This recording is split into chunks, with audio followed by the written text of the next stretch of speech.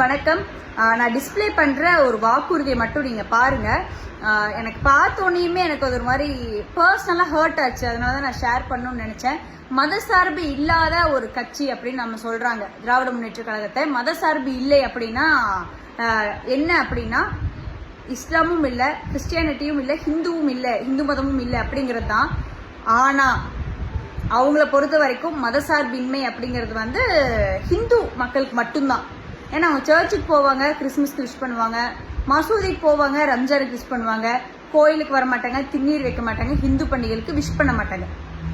ஹிந்து மக்கள் யாராவது திமுக கோட்டு போடுறீங்கன்னா, ஆராச சொன்னார்ல கோயில்கள் இடிச்சோன்னு, இன்னொருத்தர் பேசினல டிஆர் பாலு அத்தனை கோயில் இடிச்ச, சரஸ்வதி கோயில் இடிச்ச, எல்லாம் பெருமையா பேசினார்ல, அவருக்குலாம் உங்களுக்கு ஓட்டு போட்டீங்கன்னா யோசிச்சு பாருங்க.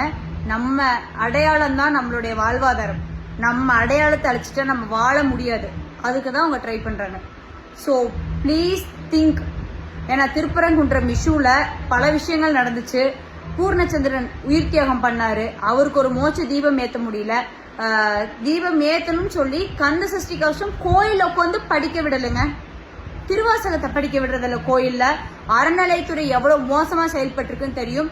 ஸோ சாமி கும்பிடுற எல்லா ஹிந்து மக்களும் கொஞ்சம் சிந்திச்சுட்டு திமுக கோட்டு போடுங்க. எனக்கு எல்லா மதத்தில் இருக்கிற சகோதர சகோதரிகளும் வேணும்.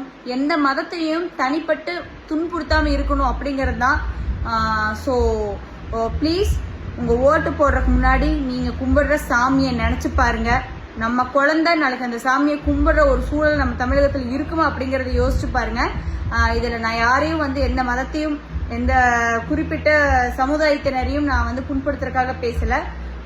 திராவிட முன்னேற்ற கழகத்தினுடைய உண்மையான மதசார்பின்மை என்ன அப்படிங்கறது ஹிந்து மக்கள் புரிஞ்சுக்கணும் அப்படிங்கறது மட்டும்தான் என்னோட தாழ்மையான வேண்டுகோள். உங்களுடைய ஓட்டு உங்களுடைய வாழ்வாதாரம், உங்களுடைய ஓட்டு உங்களுடைய அடையாளத்தை மீட்டு கொடுக்குங்கிறத ஞாபகம் வச்சுட்டு தயவு செஞ்சு அந்த ஓட்டை பார்த்து போடுங்க மக்களே.